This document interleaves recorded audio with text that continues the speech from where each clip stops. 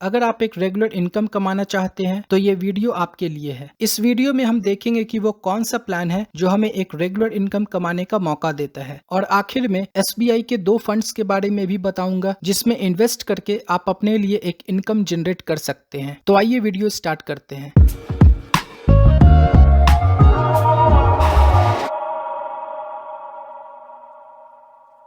SIP यानी systematic investment plan, इसके बारे में तो आप सब जानते होंगे, लेकिन एक इन्वेस्टमेंट प्लान और है जिसे हम SWP यानी कि सिस्टमेटिक विड्रॉल प्लान के नाम से जानते हैं, जिसके जरिए हम एक रेगुलर इनकम कमा सकते हैं। तो आगे बढ़ने से पहले हम इन दोनों के बीच के डिफरेंस को समझ लेते हैं। SIP में आप हर महीने एक फिक्स्ड अमाउंट किसी म्यूचुअल फंड में इन्वेस्ट करते हैं अगले 10, 15, 20 सालों के लिए, और आखिर में मैच्योरिटी के वक्त आपको एक बड़ा कॉर्पस अमाउंट मिल जाता है। लेकिन वहीं SWP में आप शुरुआत में ही एक लमसम अमाउंट किसी म्यूचुअल फंड में इन्वेस्ट करते हैं, जिसके बाद अगले 15-20 सालों के लिए आपका एक रेगुलर इनकम स्टार्ट हो जाता है, और आखिर में मैच्योरिटी के वक्त आपको एक बड़ा कॉर्पस अमाउंट भी मिलता है। तो बेसिकली इन दोनों में फर्क यही है कि यहाँ SIP में आपको मैच्योरिटी के बाद ही एक फाइनल अमाउंट मिलता है, वहीं SWP में आपको मैच्योरिटी के वक्त एक फाइनल अमाउंट तो मिलता ही है, लेकिन उसके साथ ही इन्वेस्टमेंट स्टार्ट करने से लेकर मैच्योरिटी तक आपको एक फिक्स्ड रेगुलर इनकम भी मिलता है। SWP में जब आप किसी म्यूचुअल फंड में अपना लमसम अमाउंट इन्वेस्ट करते हैं तो वो AMC के तरफ से आपको अपने पैसों के बदले मिलते हैं कुछ यूनिट्स। इस यूनिट्स को आप शेयर्स की तरह मानिए। जिस तरह स्टॉक मार्केट में आपको अपने पैसों के बदले शेयर्स मिलते हैं, ठीक उसी तरह म्यूचुअल फंड में आपको अपने पैसों के बदले कुछ यूनिट्स मिलते हैं। अब आपको कितने पैसे इन्वेस्ट करके कितने यूनिट्स एलोकेट होंगे ये पता चलता है उसके NAV से, यानी कि उस फंड के नेट एसेट वैल्यू से। NAV किसी भी म्यूचुअल फंड के एक यूनिट का प्राइस होता है, और आप हमेशा NAV के प्राइस पे ही किसी म्यूचुअल फंड को खरीदते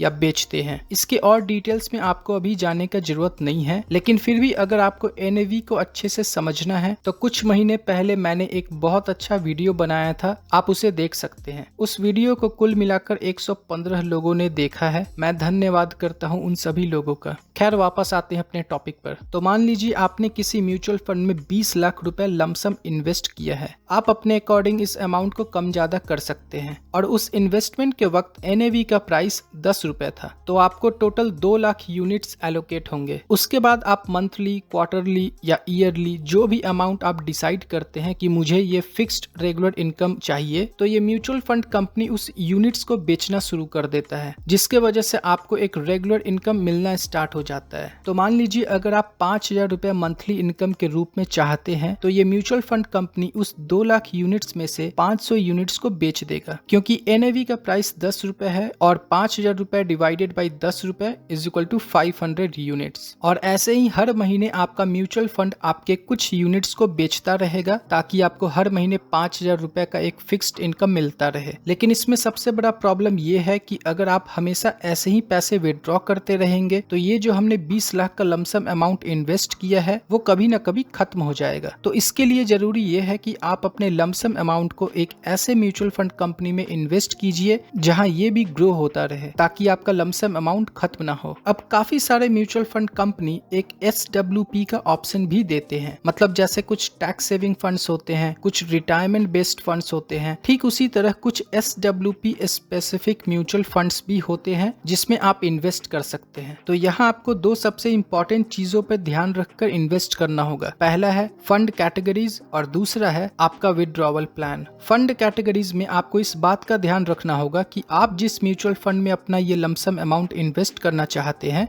वो आपके पैसे को कहाँ इन्वेस्ट कर रहा है, क्योंकि आपको अपने इन्वेस्टमेंट में से हर महीने एक फिक्स्ड इनकम भी चाहिए, और आपका लमसम अमाउंट भी ग्रो होता रहना चाहिए। अब जैसे आपके SIP म्यूचुअल फंड्स होते हैं, ठीक वैसे ही SWP म्यूचुअल फंड्स होते हैं। आप या तो इक्विटी में इन्वेस्ट कर सकते हैं, या डेट में इन्वेस्ट कर सकते हैं, या फिर किसी हाइब्रिड म्यूचुअल फंड में भी इन्वेस्ट कर सकते हैं। इक्विटी में इन्वेस्ट करने पर आपको रेट ऑफ रिटर्न ज्यादा मिल सकता है, लेकिन इसमें रिस्क भी हाई होता है। अगर आप सिर्फ डेट में इन्वेस्ट करते हैं तो रिस्क थोड़ा कम हो जाता है, लेकिन साथ में रिटर्न्स भी कम देखने को मिलेगा। और अगर आप किसी बैलेंस्ड हाइब्रिड म्यूचुअल फंड में इन्वेस्ट करते हैं तो मॉडरेट रिस्क और रिटर्न्स देखने को मिलेगा। आइए हम इसे एक एग्जांपल से समझते हैं कि अगर हम अपने लमसम अमाउंट को किसी इक्विटी म्यूचुअल फंड में इन्वेस्ट करते हैं तो SWP कैसे काम करेगा। ये पिछले 25 सालों का निफ्टी 50 का रिटर्न है। निफ्टी 50 एक इंडेक्स म्यूचुअल फंड है जिसमें हमारे देश के टॉप 50 कंपनीज शामिल हैं। आप यहाँ देख सकते हैं कि हर महीने स्टॉक मार्केट का रिटर्न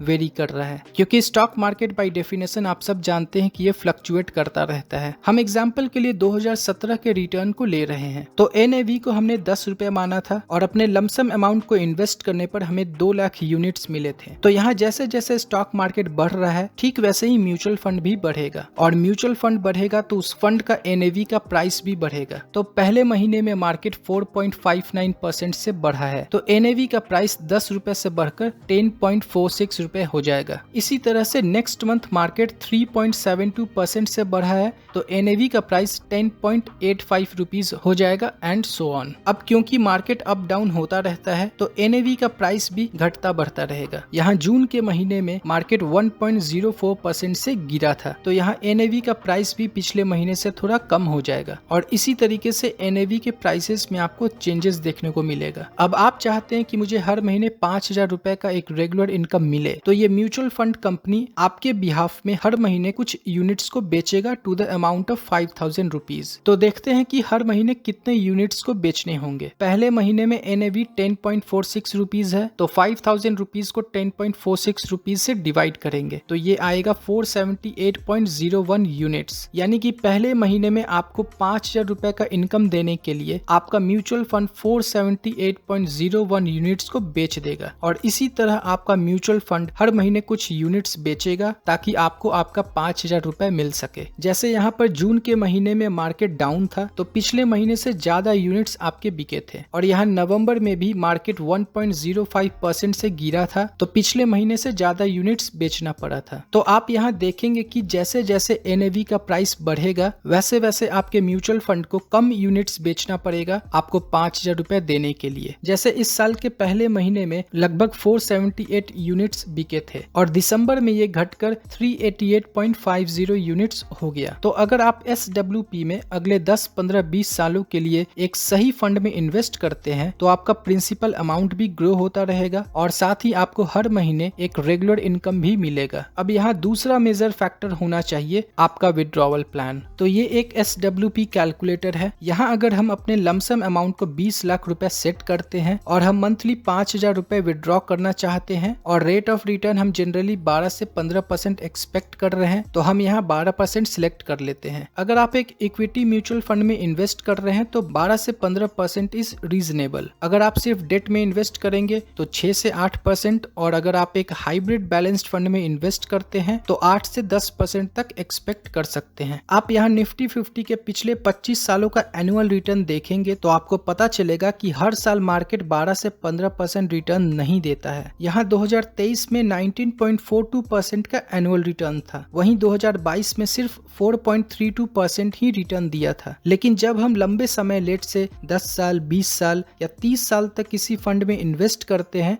तो उसका रिटर्न एवरेज आउट हो जाता है। तो अगर आप SWP में लंबे समय के लिए इन्वेस्ट करना चाह रहे हैं तो आप इक्विटी में इन्वेस्टमेंट कंसीडर कर सकते हैं, और यहाँ टाइम पीरियड को हम 30 साल मान लेते हैं। तो आप यहाँ देखेंगे कि आपने टोटल इन्वेस्टमेंट किया था 20 लाख रुपए, जिसमें से आपने हर महीने 5,000 रुपए अगले 30 सालों के लिए विड्रॉ किया, तो टोटल विड्रॉवल अमाउंट हो गया 18 लाख रुपए। यानी कि 18 लाख रुपए आप अब तक निकाल चुके हैं, और आपका प्रिंसिपल अमाउंट जो 20 लाख रुपए था वो बढ़कर लगभग 4.5 करोड़ रुपए हो गए हैं, जो कि अभी भी बचा हुआ है और ग्रो हो रहा है। और अगर हम हर महीने 5,000 रुपए के जगह 10,000 रुपए निकालते हैं तो अगले 30 सालों में आपने 36 लाख रुपए निकाले, और अभी भी उस फंड में लगभग 3 करोड़ रुपए बचे हुए हैं, जो कि ग्रो होता जा रहा है। और अगर हम इसे चेंज करके 15,000 रुपए हर महीने निकालते हैं तो आपका फाइनल अमाउंट घटकर लगभग 1 करोड़ 41 लाख रुपए हो जाएगा। इसका मतलब आप जितना ज्यादा अमाउंट हर महीने निकालेंगे तो आपका जो फाइनल वैल्यू होगा वो कम होता जाएगा। और अगर आप हर महीने 20,000 रुपए विड्रॉ करेंगे तो यहाँ देखिए आपका फाइनल वैल्यू नेगेटिव में चला गया। इसका मतलब जो आपका प्रिंसिपल अमाउंट इन्वेस्टेड था वो खत्म हो चुका है, क्योंकि आप बहुत ज्यादा विड्रॉ कर रहे हैं। लेकिन फिर भी आप यहाँ 30 सालों में 60 लाख रुपए से ज्यादा अमाउंट विड्रॉ कर पाएंगे, लेकिन कॉर्पस खत्म हो चुका है और यहाँ पर आपका SWP क्लोज हो जाएगा।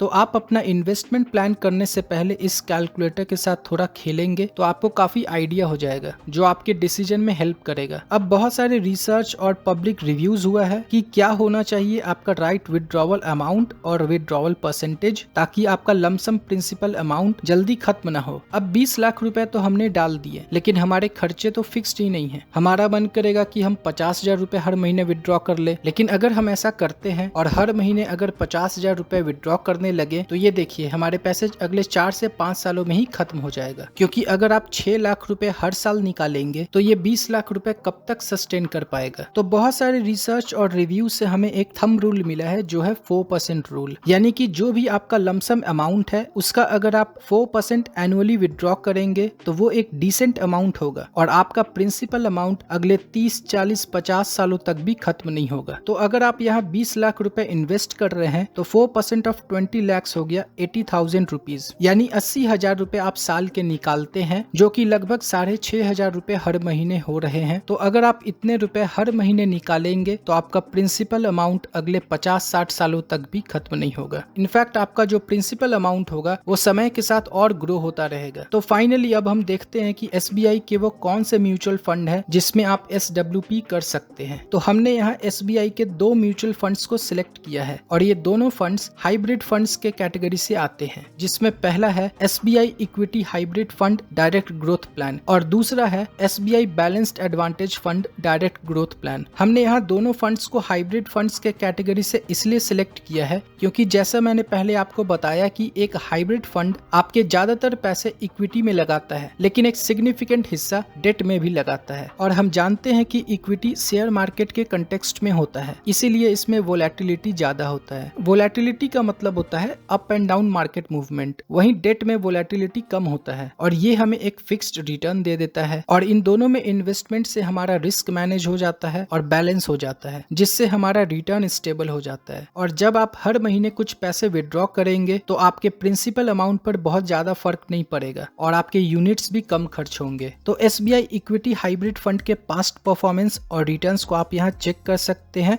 अक्रॉस 1 ईयर, 3 ईयर, 5 ईयर और 10 ईयर्स में। और इन सभी हॉराइजन में इन फंड्स के डायरेक्ट ग्रोथ रिटर्न्स के साथ इसके बेंचमार्क को भी देख सकते हैं। इसके परफॉर्मेंस को चेक करें तो इसके फर्स्ट ईयर का रिटर्न इसके बेंचमार्क से कम है, थर्ड ईयर में भी इसने अपने बेंचमार्क से कम रिटर्न दिया है, लेकिन 5th ईयर और 10 ईयर्स में इस फंड ने अपने बेंचमार्क को बीट किया है। हमने अपने सभी म्यूचुअल फंड के वीडियो में आपको ये बताया है कि किसी भी म्यूचुअल फंड के परफॉर्मेंस को चेक करने के लिए हमें उस फंड के रिटर्न को उसके बेंचमार्क के साथ कंपेयर करना होता है, क्योंकि स्टैंड अलोन परफॉर्मेंस से हमें कुछ खास पता नहीं चलता। हमें ये देखना होता है कि मार्केट के रिलेटिव इस फंड ने कैसा रिटर्न दिया है। अगर किसी म्यूचुअल फंड का रिटर्न उसके बेंचमार्क से ज्यादा है तो उसे एक अच्छा फंड कह सकते हैं, लेकिन उस फंड को कंसिस्टेंटली अपने बेंचमार्क को बीट करना होगा ज्यादातर हॉराइजन में। जैसे हम यहाँ इस फंड के परफॉर्मेंस को देखें तो ये अपने 4 हॉराइजन में से 2 हॉराइजन में अपने बेंचमार्क को बीट कर रहा है और पिछले 1 साल में इसने 24.98% का रिटर्न दिया है, जो कि एक अच्छा रिटर्न है और अपने बेंचमार्क से बहुत ज्यादा पीछे भी नहीं है। और जब से ये फंड लॉन्च हुआ है तब से इसने 14.96% का रिटर्न दिया है और यहाँ भी ये अपने बेंचमार्क को बीट कर रहा है। इस फंड के NAV का प्राइस है 270.26 रुपीज और इसका टोटल एसेट अंडर मैनेजमेंट